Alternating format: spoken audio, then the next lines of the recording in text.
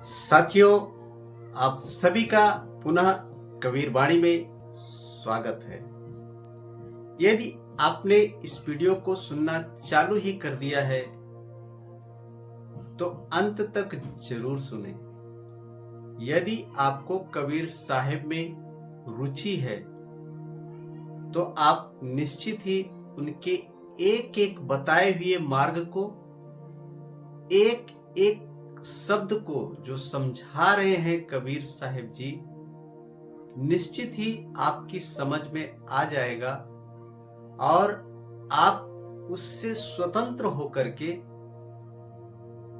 उसका आनंद लेकर के, उसका जल पान करके जो अमृत रूपी वर्षा होगी, निश्चित ही आप उस वर्षा में भीग जाएंगे और एक एक शब्द को सुन करके आपके मन में, जब आप उस जगह पे पहुंचेंगे तब आपको आनंद से भाव विभोर हो जाएंगे। निश्चित ही आपके अंदर जो खुशियों का कटोरा उमड़ेगा, उसको बयां कर पाना बहुत ही मुश्किल है, क्योंकि कबीर साहिब ने पूरे ढके को, पूरे अंधकार के रास्ते को ऐसा प्रकाशमान किया है और जो ढका हुआ है उसको ऐसे खोल दिया है जैसे कि मानो पूरी प्राकृतिक हम सबको एक नया वातावरण बताने का प्रयास जो ये पूरी प्राकृतिक कर रही है, हमें जरूर उसको या उसके साथ मिल करके हमें सोचना चाहिए, विचार करना चाहिए। यदि आप ऊपर ऊपर से सुनेंगे तो इन शब्दों की गहराई को आप नहीं समझ सकते हैं, लेकिन जब आप अंतर आत्मा से, अपनी आत्मा की पुकार से जब आप सुनेंगे तो निश्चित ही एक एक शब्द का जो अमृत वर्षा होगी आप पर, उसकी गहराइयों में जब भीगेंगे, उसके आनंद में जब उमड़ेंगे तो निश्चित ही आपका ये उमड़ता हुआ कटोरा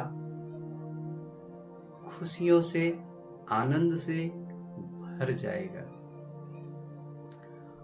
और जो हम सब के, क्योंकि हम सब एक मनुष्य हैं, मनुष्य का ये जो हमें पात्र मिला है, या हमें इस संसार में कहें कि जो हमें किरदार मिला है, हम सबको चाहिए कि एक परिवार में रह करके अपने अपने किरदार को पूर्ण रूप से निभाएं, हम उससे दूर ना भागें,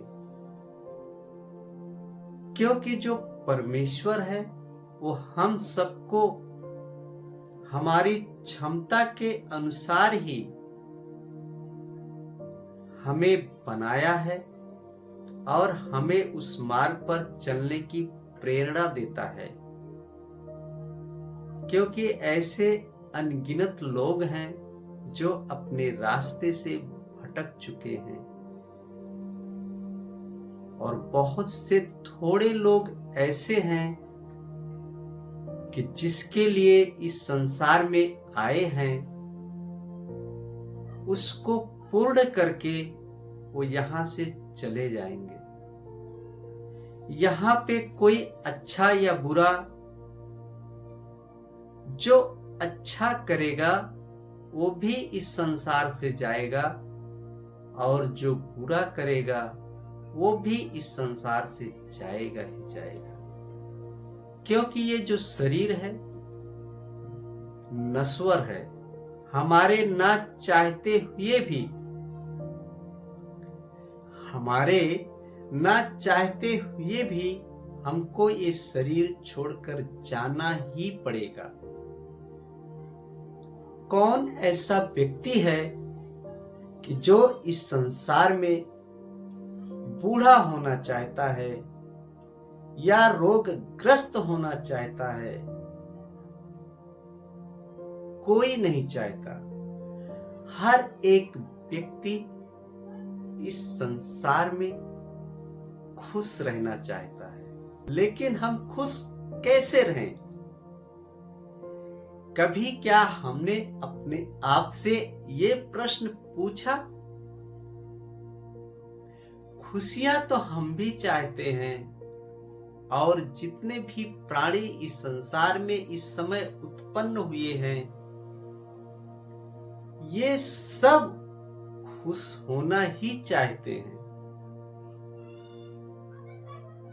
लेकिन ये ऊपर ऊपर की बात है। जब हम अपने अंदर जाते हैं,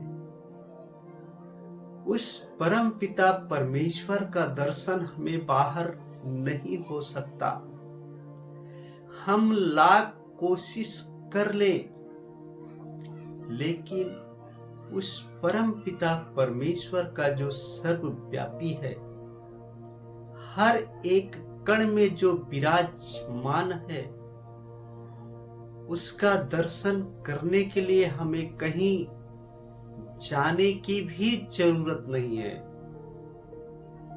वो हमारे अंदर विराजमान है। सिर्फ हमें जरूरत है तो उसको देखने की। अब हम उसको देखें कैसे? हमारे में इतना बल होता तो हम उसको अब तक देख चुके होते। इससे ये पता चलता है कि हमारे अंदर वो बल नहीं है। हमें किसी से सहायता लेनी होगी। तो इस संसार में जो गुरु रूप में हैं, जो प्रकाशमान हैं, जो विद्यमान हैं, सब कुछ जानने वाले हैं, समझने वाले हैं। हमें उनके सानिध्य में बैठ करके उनसे याचना करना होगा, उनसे मांगना होगा। क्योंकि एक कहावत तो हमने सुना है कि बिना मांगे मां भी अपने बच्चे को दूध नहीं पिलाती है। अब भले ही उसका मांगने का तरीका अलग है, क्योंकि वो उस समय बोल नहीं पाता है, इसके लिए वो रोता है। और वो माँ ही ऐसी है कि जो उस बच्चे की आवाज को सुन करके पहचान जाती है कि ये मेरा ही बच्चा है,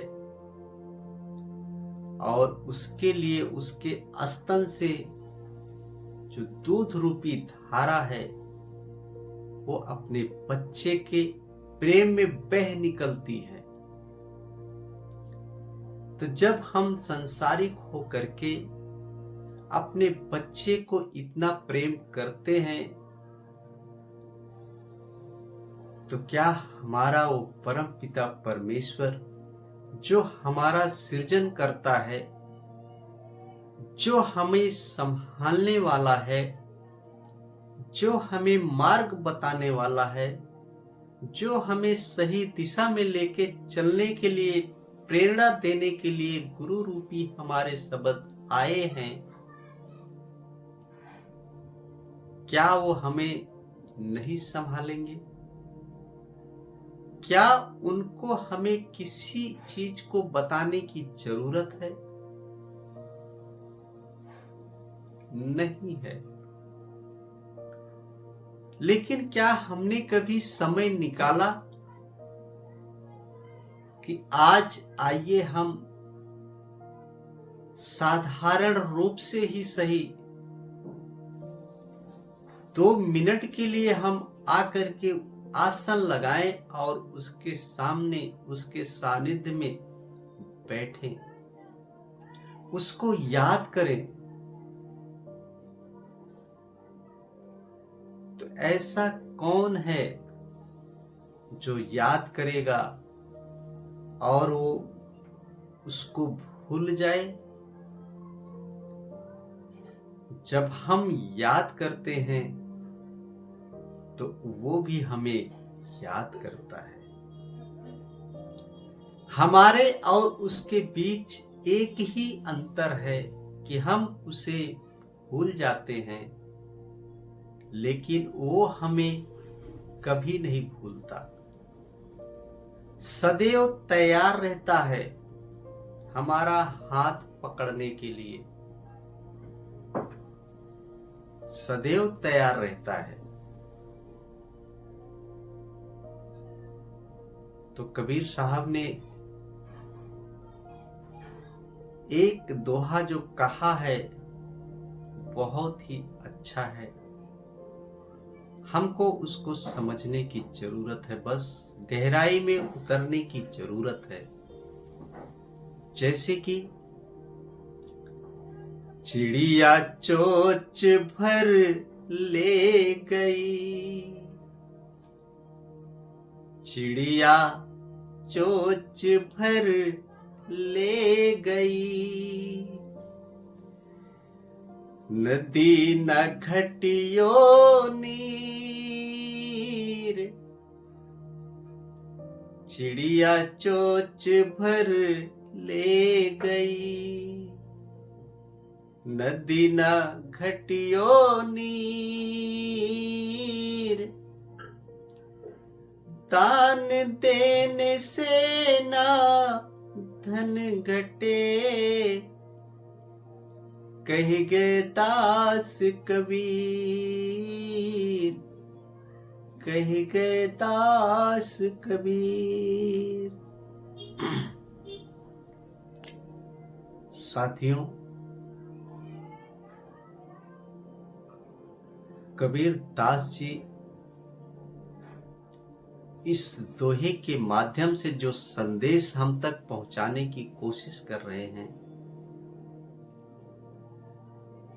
कि एक छोटी सी चिड़िया होती है, उसके चोंच भर लेने से नदी में कभी भी पानी नहीं घटता है या महसूस भी नहीं होता है। ठीक इसी प्रकार जितना भी हो सकता है हम सबको दान देना चाहिए। अब दान क्यों देना चाहिए, इसके बारे में भी हमें स्मरण करना चाहिए कि हमें दान क्यों देना चाहिए। और कबीर साहब कहते हैं कि वो दान देने से तुम्हारा कोई घटी कोई कमी नहीं हो सकती है। जब हम कबीर पर भरोसा रखते हैं तो निश्चित ही वो हमारे साथ जुड़ जाते हैं हमारी सहायता के लिए। और वो कहते हैं कि दान देने से तुम्हारे धन में कमी नहीं आएगी। तो ऐसा हमें विश्वास करना चाहिए, और जब हम विश्वास करेंगे तो निश्चित ही सफल होगा। आइए इसको हम एक कहानी के माध्यम से जानते हैं। एक व्यक्ति था, गांव से उठता था सुबह 4 बजे और वो जाता था डेली पहाड़ को चढ़ने की कोशिश करता था। और गांव वाले उसको देख करके बहुत हंसते थे। लेकिन वो लोगों का हंसना रुक गया और वो व्यक्ति का जो डेली का क्रम था वो उसने छोड़ा नहीं, और एक दिन उसकी चोटी पर चढ़ करके सबको दिखा दिया, क्योंकि उसका विश्वास उसके साथ था। वो जानता था कि मैं एक ना एक दिन जरूर इस चोटी पर चढ़ूंगा। तो ठीक इसी प्रकार, और वही गांव वाले जो उसके ऊपर हंसते थे, वही उसको नमन किए, वाह तूने चढ़ करके दिखा दिया। बस साथियों, हमें भी ऐसे ही कबीर साहिब के बताए हुए मार्ग पर विश्वास करके आगे बढ़ते चले जाना है। साथियों, इन्हीं शब्दों के साथ दीजिए ब्रजेश गौतम को इजाजत।